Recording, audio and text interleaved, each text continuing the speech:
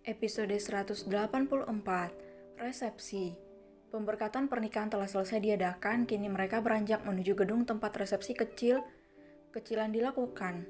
Meski tak banyak undangan, bahkan media pun tak ada melihat betapa terkenalnya Aiden dan sahabat-sahabatnya, mereka tetap mengadakan resepsi untuk menikmati hari bahagia itu. Mika dan Aiden mengganti pakaian mereka dengan pakaian pesta, mereka berdua terlihat serasi. Begitu juga dengan yang lainnya.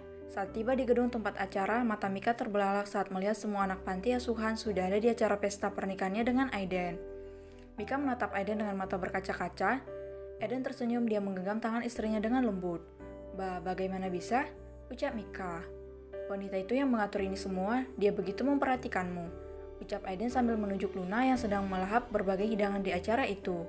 Sungguh ibu hamil itu tak berhenti makan. Luna? Ucap Mika. Aiden mengangguk. Mika sungguh terharu, dia sudah berpikir bahwa tak ada anak panti yang datang ke acara pernikahannya, tetapi Luna sudah membereskan semua hal itu. Apa kau suka? Tanya Aiden. Suka? Jawab Mika, tersenyum manis. Pernikahan yang dia pikir akan menjadi pernikahan paling menyedihkan justru menjadi pernikahan paling indah yang dia rasakan. Terima kasih banyak, ucap Mika dengan mata berkaca-kaca pada pria yang kini sudah sah, menjadi suaminya hanya karena kecelakaan satu malam. Aiden tersenyum, dia menepuk lembut kepala Mika. Mereka berdua duduk di kursi pengantin sambil menikmati acara demi acara yang dipersiapkan secara dadakan oleh semua sahabat-sahabat Aiden. Bahkan Aiden sendiri pun tak menyangka kalau acara kecil yang dia pikir akan berakhir dengan sangat sederhana justru berjalan dengan sangat menyenangkan. Kak Mika, teriak anak-anak panti yang masih kecil. Mereka berlarian menghampiri Mika yang duduk di samping Aiden. Mika berdiri dengan senyuman lembut di wajahnya sambil merentangkan kedua tangannya menyambut anak-anak panti yang masih kecil itu.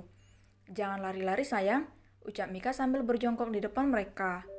Kakak tadi pagi kemana? Kenapa nggak bangunin Caca?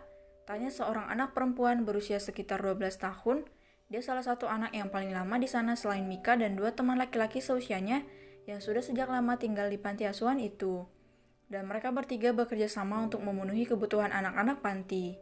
Kakak ke tempat kakak itu, ucap Mika sambil menunjuk Aiden yang sedang menggendong beberapa anak kecil yang mendekatinya dengan wajah penasaran. Ngapain? Tanya gadis kecil itu. Kakak itu suami kami Mika sekarang, ucap Mika yang dibalas dengan anggukan oleh Caca. Una Mika, Una kenapa ndak di rumah jadi tadi tojo Hiks? Una kenapa pergi dari rumah? Ringnya seorang balita yang digendong oleh teman Mika yang sudah seperti saudara. Kangen sama bunda ya? Ucap Mika sambil mengambil Gio kecil dari pangkuan temannya. Selamat ya kak, semoga kamu bahagia. Kami cuma bisa mendoakan yang terbaik buat kamu. Sekarang panti pasti bakal sepi karena nggak ada kamu, ucap pria itu. Terima kasih Jepri, maaf ya seharusnya aku masih bantu panti, ucap Mika, tampak kesedihan di mata wanita itu. Aiden menghampiri mereka, kamu masih bisa bantu panti Mika, ucap Aiden sambil menggendong seorang anak perempuan berusia sekitar 5 tahun. Mika menoleh ke arah Aiden, pria itu tersenyum. Saya Aiden, sapa pria itu pada teman Mika. Saya Jepri tuan, ucapnya sambil menunduk hormat. Kamu gak perlu khawatir tentang panti, kan sudah ku bilang kalau perusahaan akan menjadi sponsor panti. Biar masalah itu aku yang urus, jangan khawatir ya, ucap Aiden. Terima kasih banyak, ucap Mika merasa tak enak. Tes, halo semuanya, sapa seseorang dari atas panggung.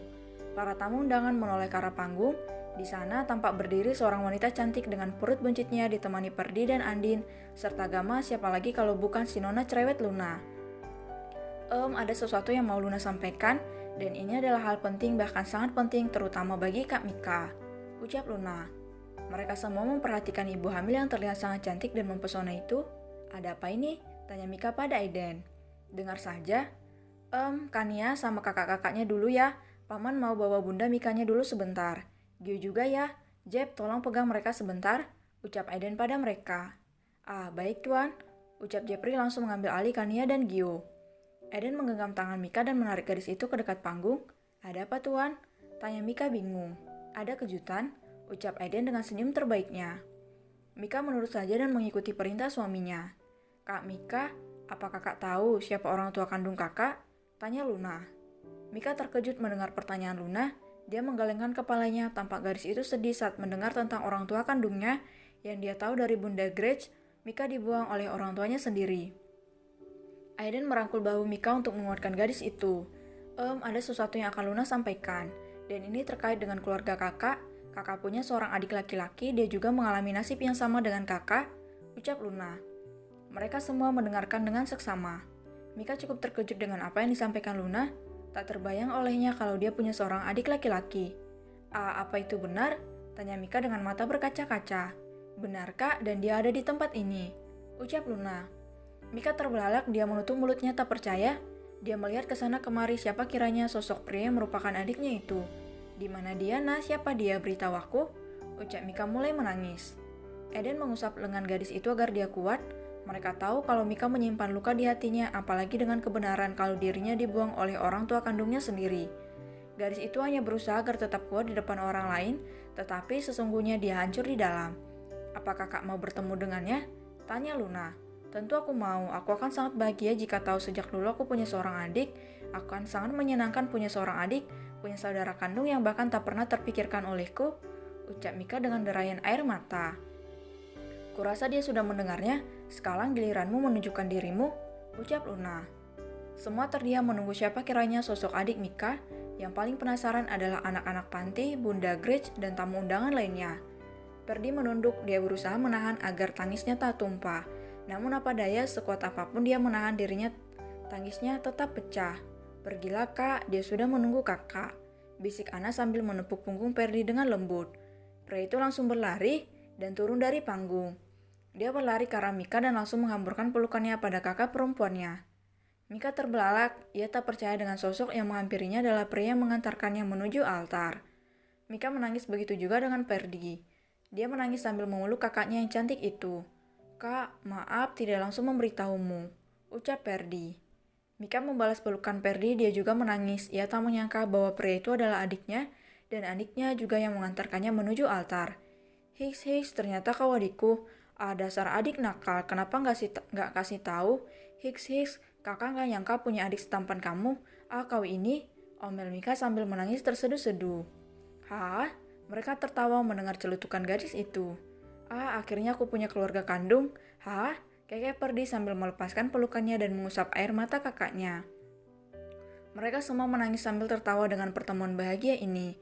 Bunda Grace juga turut senang akhirnya Mika tahu siapa keluarga kandungnya.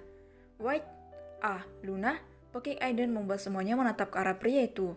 Astaga, ada apa kak? Tanya Luna yang terkejut karena dipanggil tiba-tiba. Aku tidak akan ragu jika mereka ini saudara kandung, celutuk Aiden sambil berkaca pinggang menatap Mika dan Perdi. Para sahabatnya langsung mendekati Aiden dan menatap pria itu. Kenapa begitu? Tanya Aiden. Dulu mereka sama-sama gembul, gemuk, celutuk Aiden. Kau ada-ada saja, mereka semua tertawa terbahak-bahak mendengar ucapan pria itu. Dret, ponsel Ken berbunyi, sebentar ku jawab dulu ini, ucap Ken yang dianggukkan oleh mereka semua.